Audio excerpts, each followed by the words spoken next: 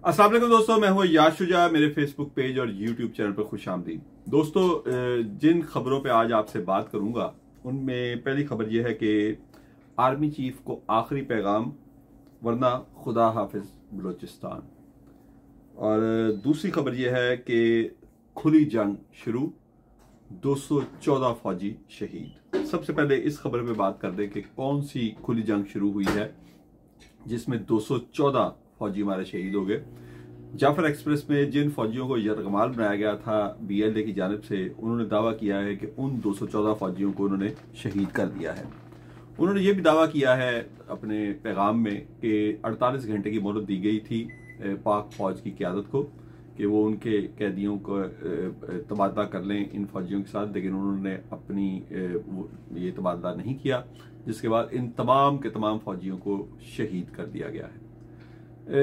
ये 1971 के बाद मेरा ख्याल है कि पाकिस्तान की फौजी तारीख का सबसे अंदोखनाक वाकया है। इससे ज्यादा नुकसान कारगिल में हुआ, इससे ज्यादा शहादतें हुई, लेकिन वो इंडिया की फौज के हाथ हुई। हम अपने दुश्मन से लड़ रहे थे अपने मुल्क के अंदर। 1971 के बाद ये मेरा ख्याल है कि सबसे बड़ा सानिया है, और इसी वजह से मैंने आपको कहा कि खुली जंग, इस वक्त बलूचिस्तान में एक खुली जंग शुरू हो चुकी है। और ये जंग जो है, ये इससे पहले के ये बहुत सारे लोग मेरी इस बात पे तनकीद करेंगे कि इससे पहले भी बलोच अस्करियत पसंद जो थे वो बंदूकें उठाकर पहाड़ों पे चढ़ जाते थे। वो लोग पढ़े लिखे नहीं थे, वो लोग सरदारों के मजारे थे। वो हरब्यार मरी या किसी भी और सरदार के कहने पर, उनके हुक्म पर बंदूकें उठाते थे और पहाड़ों पर चले जाते थे। वो अपनी जरूरियात के लिए इनके मोहताज थे। ये जो लोग BLA में हैं, ये सारे के सारे तकरीबन पढ़े लिखे हैं, और यानी कि आम पढ़ाई, इनमें इंजीनियर्स हैं, इनमें डॉक्टर्स हैं, यूनिवर्सिटी से आला तालीम याफ्ता बच्चे, बलोच बच्चे जो इंटरनेट को समझते हैं, पूरी दुनिया को समझते हैं, जो आज़ादी इज़हार राय को समझते हैं, जो अपने हकूक को समझते हैं, उन्होंने BLA को ज्वाइन किया है। और ये अब आपके किसी सरदार के कहने सुनने में नहीं है। इसीलिए सरदार अख्तर मैंगल, डॉक्टर अब्दुल मालिक और महमूद अचकजई और दीगर जो सरदारान हैं वो रो रहे हैं। वो यही तो रोना रो रहे हैं कि आपने अपनी हटदर्मी से मामलात अब उनके हाथ से भी निकाल दिए हैं, शायद अब उनके हाथ में भी मामलात ना रहें। और ये जो 214 फौजियों की शहादत, अगर इनका ये दावा दुरुस्त है कि उन्होंने शहीद कर दिए हैं, तो मेरा ख्याल है कि पाकिस्तान की अस्करी तारीख का ये एक अंदोखनाक तरीन बाब है। और अगर अब भी हमने इस पर, पूरी कौम ने यकजा होकर, पूरी सियासी क़यादत ने और अस्करी क़यादत ने यकजा होकर इसका हल ना तलाश किया, तो हमें खुदा न खास्ता हाकम बदहन एक नए हादसे के लिए तैयार रहना चाहिए।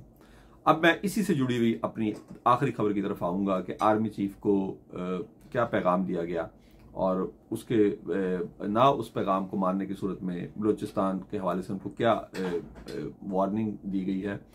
सरदार अख्तर मैंगल और महमूद खान अचकजई ने आर्मी चीफ को बिला वास्ता पैगाम पहुंचाया है कि जो आप इस इशू पे जो जाफर एक्सप्रेस वाला हुआ, आप जो कौमी कॉन्फ्रेंस, ऑल पार्टीज कॉन्फ्रेंस बुलाने जा रहे हैं, उसमें इस मुल्क की सबसे बड़ी सियासी जमात PTI को जरूर बुलाएं और उनको अपने साथ इस मामले पर एक पेज पर रखने के लिए सबसे पहले इमरान खान को पैरोल पर रिहा करें और उनको भी इस कॉन्फ्रेंस में कम से कम शिरकत की दावत दें। और अगर आप ऐसा नहीं करते तो फिर जाफर एक्सप्रेस से बड़े हादसे के लिए तैयार रहें। उसकी वजह यह है कि आपको याद होगा जब APS का सानिया हुआ था, तो उस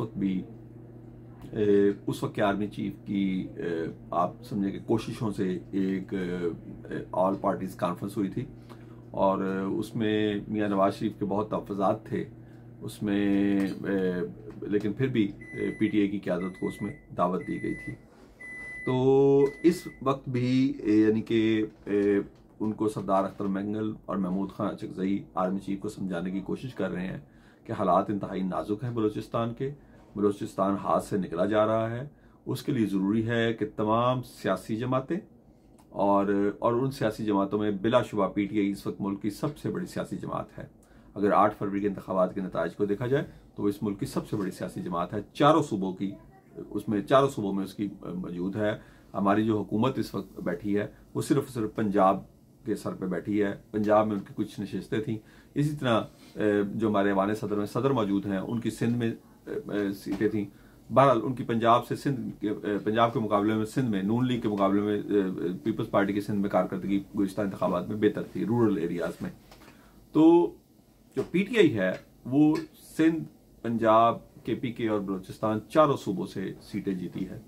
तो इसीलिए ये पैगाम उनको दिया गया है कि आप इमरान खान को और पीटीआई को ऑन बोर्ड लें इस पर, और अगर ये ना किया गया तो फिर हालात किसी के काबू में नहीं रहेंगे।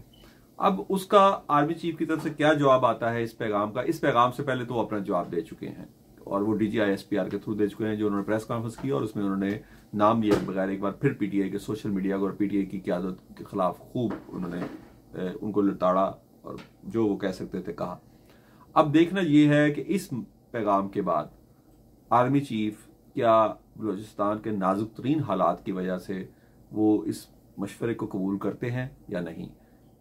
मेरी दुआ है कि वो ये मशवरा कबूल कर लें और इमरान खान को और सब अपनी अनाओं की कुर्बानी दें, वो चाहे आर्मी चीफ हों, वो चाहे मियां नवाज शरीफ हों, वो मरियम नवाज हों, वो आसिफ जरदारी हों, वो इमरान खान हों। बलूचिस्तान की खातिर सब अपनी अनाओं की कुर्बानी दें और एक पेज पर आकर बैठें ताकि किसी और वतन अजीज को बड़े हादसे से बचाया जा सके। और अगर हमारी अस्करी क़यादत ये समझती है कि वो ताकत के जोर पर सिर्फ और चीन की मदद से, जिनके वज़ीर आज़म अब दौरे पे आ रहे हैं पाकिस्तान के, इस मामले को कंट्रोल कर लेंगे, तो मेरा नहीं ख्याल कि ये राय दुरुस्त है या ये कुछ साइब मशवरा है।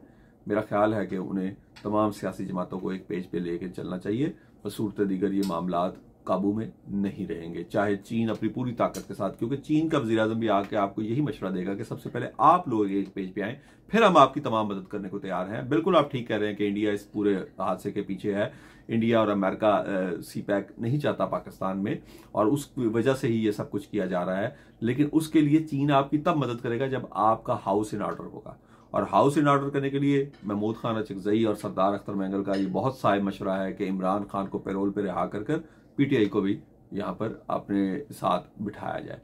अब देखना यह है कि उनके इस मशवरे पर आर्मी चीफ क्या जवाब देते हैं, हमारी अस्करी क़यादत इसको किस तरह लेती है। अगर तो इसको मुस्बत तरीके से देखा जाए तो उनको ये मशवरा मान लेना चाहिए और इस मशवरे को मानते हुए जो ऑल पार्टीज कॉन्फ्रेंस बुलाई जाए, जो नेशनल कॉन्फ्रेंस बुलाई जाए, उसमें इमरान खान को भी दावत देनी चाहिए। मज़ीद खबरें भी आपकी खिदमत पेश करता रहूँगा। अपने दोस्तों और रिश्तेदारों का ख्याल रखिएगा। अल्लाह हाफिज़।